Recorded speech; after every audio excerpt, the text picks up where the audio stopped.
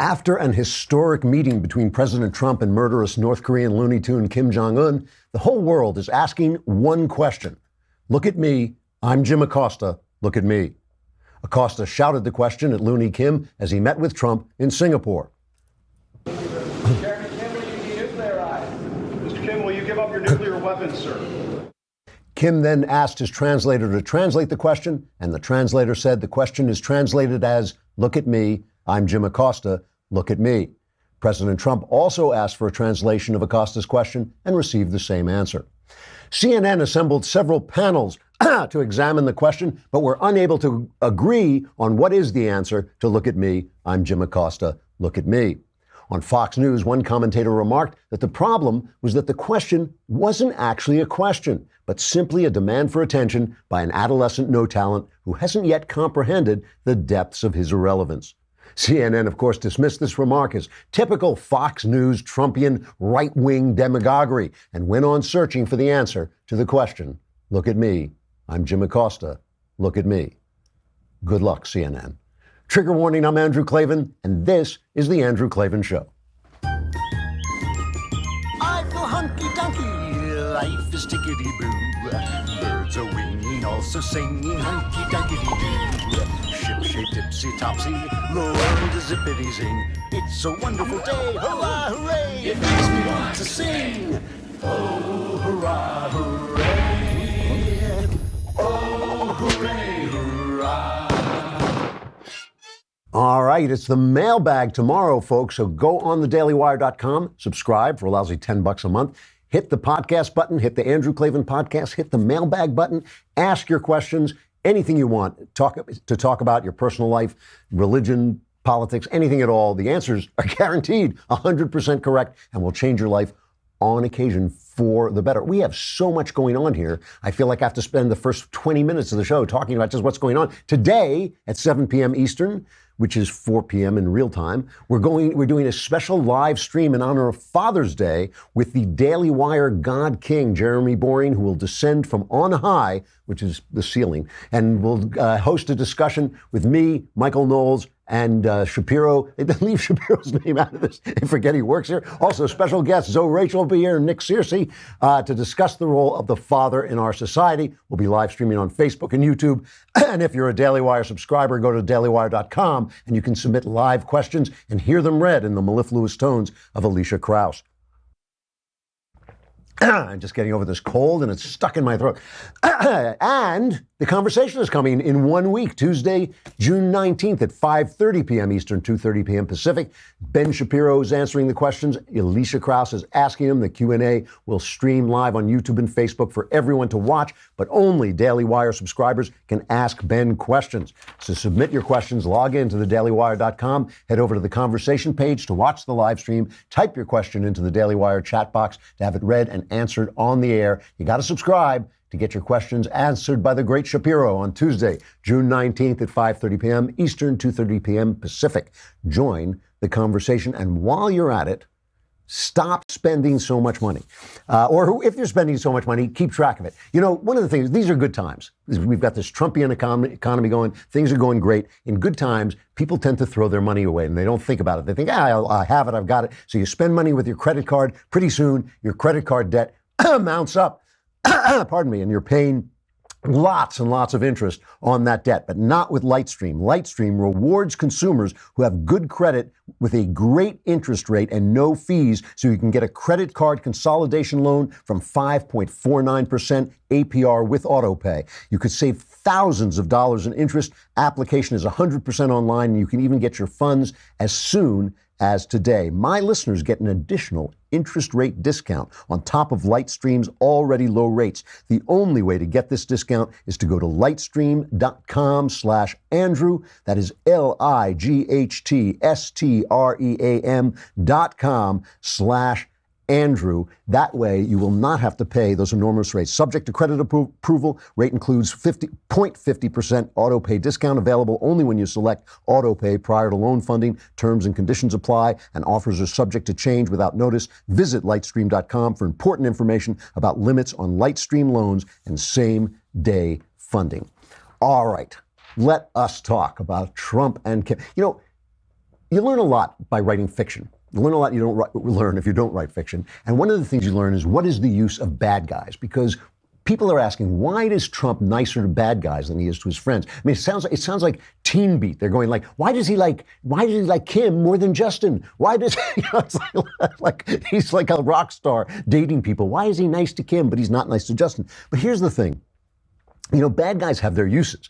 And one of the uses they have in fiction, when you're making a big transition, as I've made several big transitions, one from being a liberal to being a conservative, one from being a secular Jew to being a Christian, there are certain things that mark that progression along the way that you remember. And one of the things I remember in my transition from being a liberal to being a conservative, or I should call it leftist, because I'm not liberal about anything, one of the things I remember is noticing that in the stories I write, and I'm a suspense writer, a mystery crime writer, one of the things I noticed was that my bad guys always spoke the truth. That the bad guys spoke the truth, but the good guys not always. They couldn't say the things because you need people to love your bad guys, to want to be like your bad guys, to identify with them. And the truth is sometimes very unpleasant. Let me just remind you of one of the most famous scenes in movies from, what's his name? I forgot the guy who wrote The West Wing. Sorkin. Yeah, Sorkin wrote A Few Good Men. It's a very famous scene, but listen carefully to what Jack Nicholson is saying. He's the soldier who is accused of allowing one of his soldiers to get murdered because he was gay or a coward or something like this. And Tom Cruise goes after him. He wants the truth. I want the truth! You can't handle the truth! Son, we live in a world that has walls, and those walls have to be guarded by men with guns. Who's gonna do it? You? You, Lieutenant Weinberg? I have a greater responsibility than you can possibly fathom. You weep for Santiago and you curse the Marines. You have that luxury. You have the luxury of not knowing what I know, that Santiago's death, while tragic, probably saved lives. And my existence, while grotesque and incomprehensible to you, saves lives.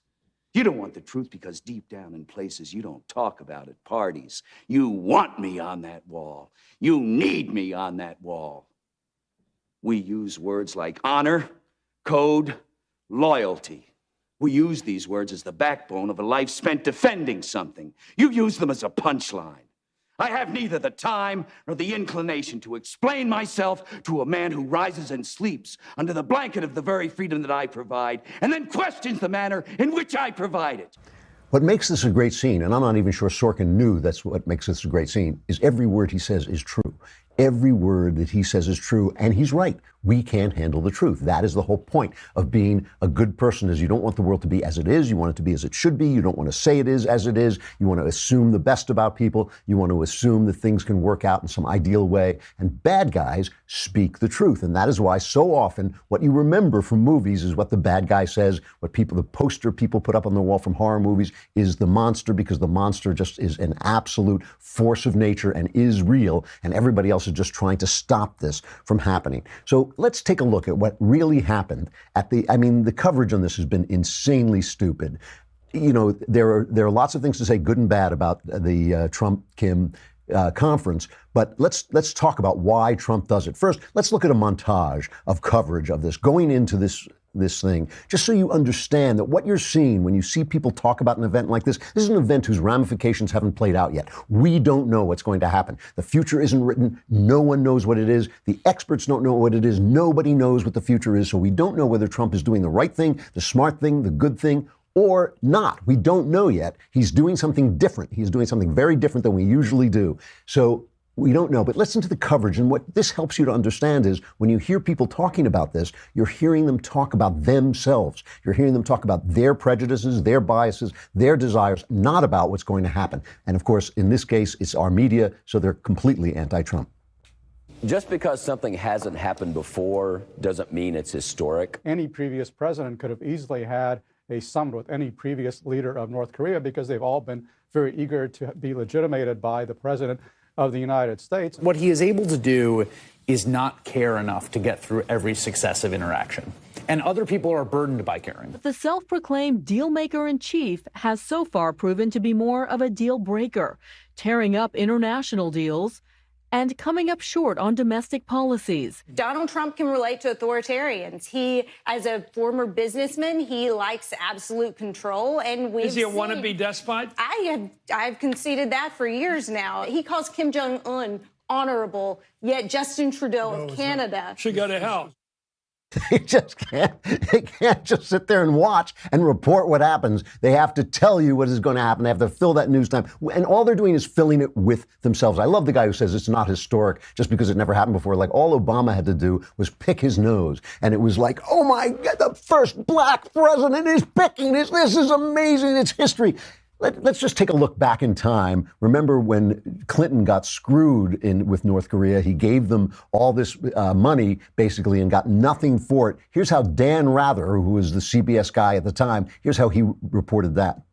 President Clinton today officially announced a deal that could end the long-running crisis with North Korea over nuclear weapons. It could also ease tensions on the Korean Peninsula and open the way for normal relations between the U.S. and one of the world's last old-line, hard-line communist states. I love it because this is the man, Dan Rather, who thinks he's an objective guy, who, as the anchor of the CBS Evening News, once said to Bill Clinton on air, if we could be 100th as great as you and Hillary Rodham Clinton have been in the White House, we'd take it right now and walk away winners. Tell Mrs. Clinton we respect her and we're pulling for her. So this is like the guy, this is all you're hearing. All you're hearing is the newsmen's bias and their opinion and their feelings and their hatreds. And it's all you're hearing because we don't know. All right. So Trump goes into this meeting. And we'll get to the question of whether he should have had the meeting at all in a minute. But first of all, this is the attitude. He comes out afterwards and he makes a speech. What they did is they signed a piece of paper that really doesn't mean very much at all. It says that Kim is committed to the denuclearization of the Korean Peninsula, but he already signed papers saying that. So he's just recommitting to something he obviously lies about all the time that he didn't do. So I just want to play one thing at the press conference afterwards that Trump said that gives you the idea of what Trump is thinking. I think this is actual, real Trump. This is the one, it's cut 7. As an example, they have great beaches. You see that whenever they're exploding their cannons into the ocean, right? So I said, boy, look at that beach. Wouldn't that make a great condo behind? And I explained, I said, instead of doing that, you could have the best hotels in the world right there. Think of it from a real estate perspective. You have South Korea, you have China, and they own the land in the middle. How bad is that, right? It's great. It's great real estate. This is the way Trump is thinking. They could set off a nuclear weapon, and he'd be going like, what are they doing? They're ruining the beach. You know what? You could build 3 hotels on that beach. This is the guy who's going into this meeting. All right, before we get on with this, we have to talk about Peter Millar because I am wearing one of the most comfortable shirts I have ever worn. I got to tell you this. I don't know what it's made of. I really don't. I should probably say something scientific. But the thing is, Peter Millar started out making sports clothes, and then they branched out into more fashionable things you can wear anywhere you want. And this is one of them. And it just has this feel. On the one hand, it fits really well, but on the other hand, you can move inside it and you just feel really flexible. I just really like it's comfortable, but it's airy. It really is different. And you can do this for any occasion. It's like wearing sporting clothes that fit any occasion. They're that comfortable. This is called the Performance Polo, by the way, I should say. It's a Performance Polo. It's really an incredibly comfortable shirt. And everything I've gotten from Peter Millar has been that way. It's been comfortable, flexible, breathes. It's really nice. And you can head over to petermillar.com/Klavan and check out some of the Peter Millar favorites, my Peter Millar favorites. Be sure to use my link and you'll receive complimentary shipping and a free hat. That's Peter Millar, MILLAR.com/Klavan. petermillar.com/Klavan. petermillar.com/Klavan for shirts as nice and as comfortable as this. And I know what you're thinking. Sure, they're comfortable, but how do you spell Klavan? You should check our sponsors. You'll love what you'll be saving. But you must remember there are no E's in Klavan. There's jobs and flowers, crates and wine, and all the folks are raving. But you have to spell it right. There are no E's in Klavan. There's stamps and sheets and mattresses. There's magazines and shaving. But if you want the discount, there are no E's in Klavan. Well, you can even have them bring the meals that you are craving. There is an E in Andrew, but there are no E's in Klavan. Are no E's in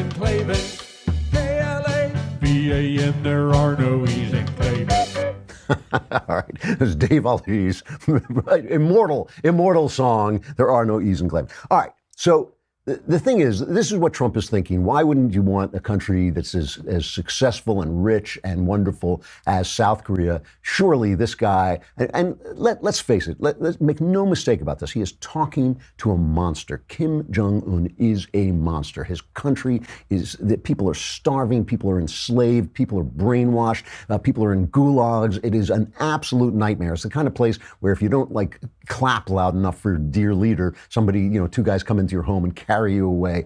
It is a nightmare. This guy is a monster. And so the press is asking really fair questions here. I mean, leave aside the Jim Acostas of the world, the just dross of this Trump-hating left-wing Democrat machinery that the press has now turned into. That doesn't mean that sometimes, like even a stopped clock, right, is right twice a day, doesn't mean it's not a fair question. Should, for instance, the American flag be standing next to the North Korean flag? Should the beacon of freedom to all the world be standing next to a flag no better than Hitler's? I mean, obviously he's not as powerful or as ambitious in the long run. He can't be as ambitious. But should this be happening? Should the American president be staying? So one reporter asked him this question. This is cut number 6, and here's Trump versus the press. The man you met today, Kim Jong-un, as you know, has killed family members, has starved his own people, is responsible for the death of Otto Warmbier. Why are you so comfortable calling him very talented? Well, he is very talented. Anybody that takes over a situation like he did at 26 years of age and is able to run it and run it tough. I don't say he was nice, or I don't say anything about it. He ran it. Very few people at that age, you can take 1 out of 10,000 probably couldn't do it. Otto Warmbier is a very special person, and he will be for a long time in my life. His parents are good friends of mine. I think without Otto, this would not have happened.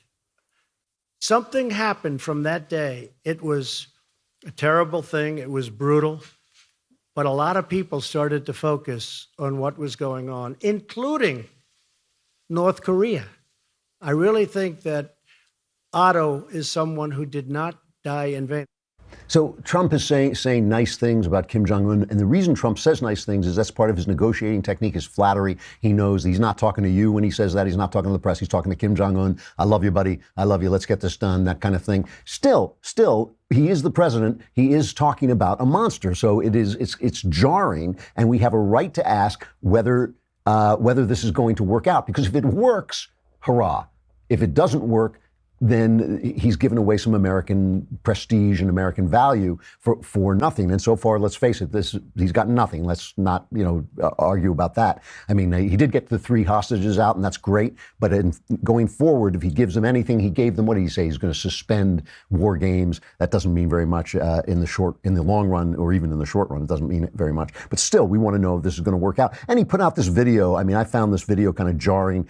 This is cut number 4, where he showed this to the press. Kind of I don't know what you call it, a promo video for the summit.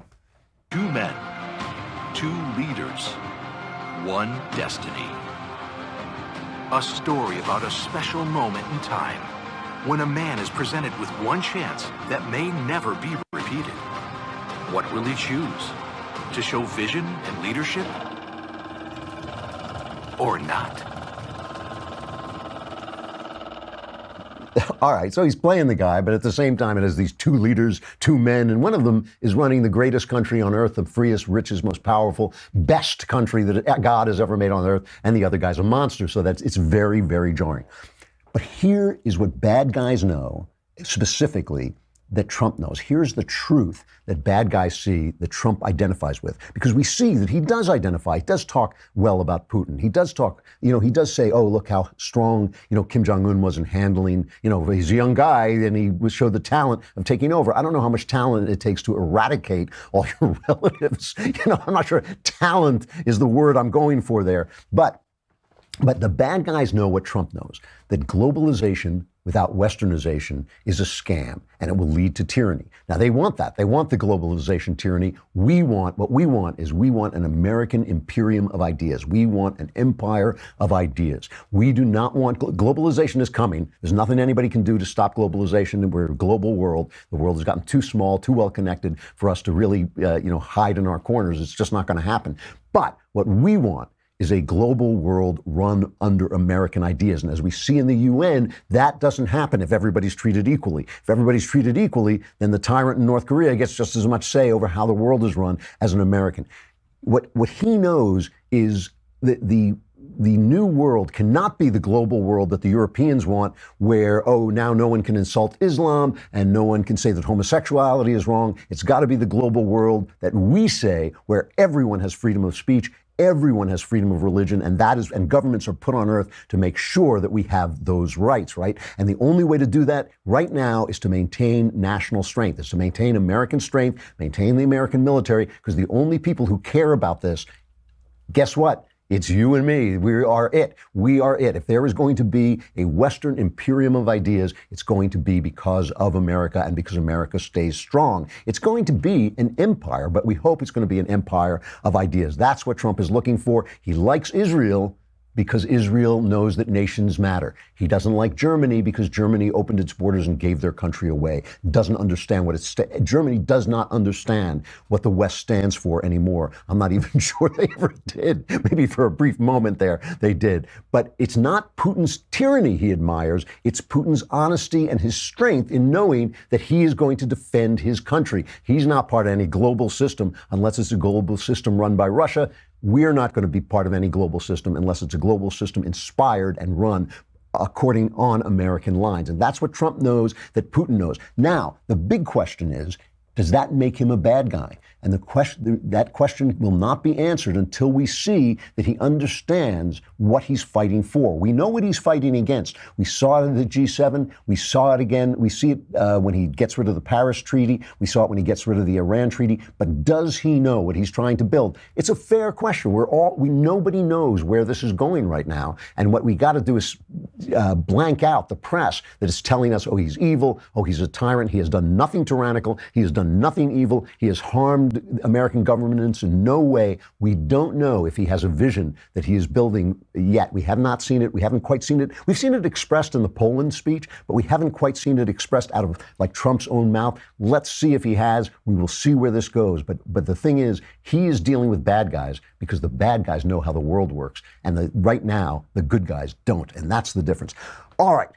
It is time, huzzah, for the release of our second, have we got this? Yes, we do. All right, the Lefty's Dictionary. Last week, it was 2 weeks ago, we had A is for Antifa. That thing has gotten between Facebook and YouTube, has gotten more than 1 million hits, so it's doing quite well. Please spread these around. It's a big series. Obviously, we're going to go through the whole alphabet, and this one is B is for budget cuts.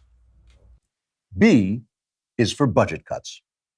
In lefties, the phrase government budget cuts means government budget increases.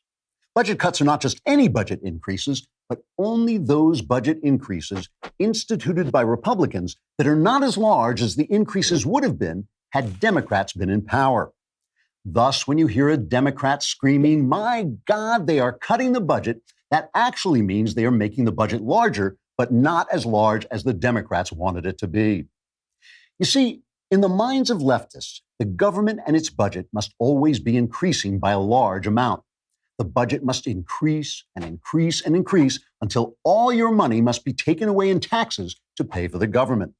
Then, when all your former money has become government money, the government can decide how and where to spend it. In this way, instead of having you throw your money away supporting local businesses and church charities, the government can make wiser decisions, like filling 200 square miles of arable land with wind turbines that produce enough electricity to power the cigarette lighter that is no longer in your car because the government has decided you shouldn't smoke. After all, the government knows what's best for you. That's why it took all your money. Therefore, if by some accidental warp in the sure and certain progress of historic inevitability, a Republican administration should come to power and somehow work up the courage to cut back slightly on how much the government and its budget are increasing, This is a cut in what leftists thought the budget was going to be. Thus, a budget cut is when the budget increases. Now, I know this can sometimes seem confusing to right-wingers and other sentient creatures, because normally when you cut something, there's less of it than there was before. But when you cut a government budget, somehow there's more of it. But in leftism, this paradox is easily explained with the simple phrase, give us all your money. B is for budget cuts. I'm Andrew Klavan with the Lefties Dictionary. I gotta say, these things, the art in these things is unbelievable. This is Rebecca Shapiro. It's Ben's sister, right? She is doing such a great job. I'm watching this, I'm thinking, this guy is brilliant, but it's really her, I think, that's doing the brilliant. All right.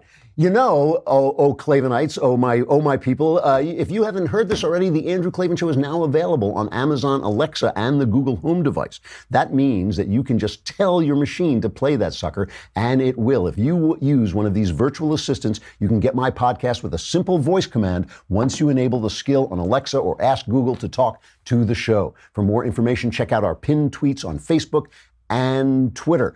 All right, we got to say goodbye to Facebook and YouTube right now, but you can listen to the rest of the show on YouTube. You can listen to the rest of the show here at thedailywire.com. But if only you would subscribe for a lousy $10 a month, you could watch the whole show right on thedailywire.com. And when I tell you the mailbag is tomorrow, and I'm telling you now, the mailbag is tomorrow, you could type in your questions, hit the podcast thing at the top, hit the Andrew Klavan podcast, hit the mailbag, and ask me anything you want.